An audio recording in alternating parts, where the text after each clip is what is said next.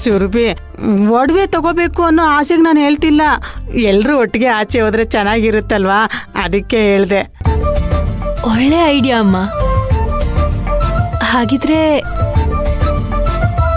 One day trip plan ಮಾಡೋಣ.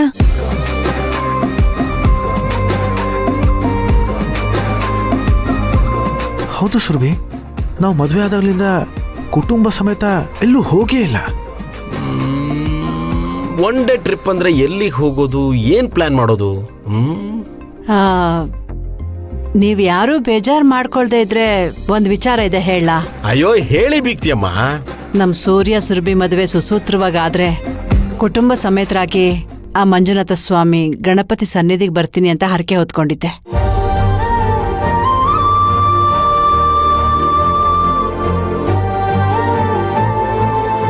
ಆದ್ರೆ ಅಲ್ಲಿಗೆ ಹೋಗೋದಿಕ್ಕೆ ಯಾಕೋ ಸಮಯ ಕೂಡಿ ಬರಲೇ ಇಲ್ಲ. ಈಗ ಹೇಗಿದ್ರು ಎಲ್ರೂ ಒಂದಿನ ಟ್ರಿಪ್ ಹೋಗ್ಬೇಕು ಅಂತ ಮಾತಾಡ್ತಿದ್ದೀರಾ. ಈ ನೆಪದಲ್ಲಿ ನಾವು ಅಲ್ಲಿಗೆ ಹೋಗಿ ಬಂದ್ರೆ ಹೇಗೂ ನಾಗಲಕ್ಷ್ಮಿಯವರ ಆಸೆನೂ ತೀರುತ್ತೆ, ನನ್ನ ಹರಕೆನೂ ತೀರಿಸ್ದಂಗಾಗತ್ತೆ. ಏನಂತೀರಾ? ಧಾರಾಳವಾಗಿ ಆಗಬಹುದು. ಹಾಗಿದ್ರೆ ಯಾವಾಗ ಎಷ್ಟೊತ್ತಿಗೆ ಅಂತ ನಾನು ಡಿಸೈಡ್ ಮಾಡ್ತೀನಿ. ಅದೆಲ್ಲ ಆಮೇಲೆ ಮಾತಾಡೋಣ ಇರಮ್ಮ. ಅಲ್ಲಳಿ ಅಂದ್ರೆ ನೀವು ಶಾಪಿಂಗ್ ಅಂತ ಹೋಗಿದ್ರಲ್ವಾ, ನಿಮಗೆ ಅಂತ ನೀವೇನು ತಗೊಳ್ಳಿಲ್ವಾ? ನಮಗ್ಯಾಕೆ ಒಡವೆ ಇಲ್ಲ, ನಮ್ ಕಾಲನೂ ಮುಗೀತು.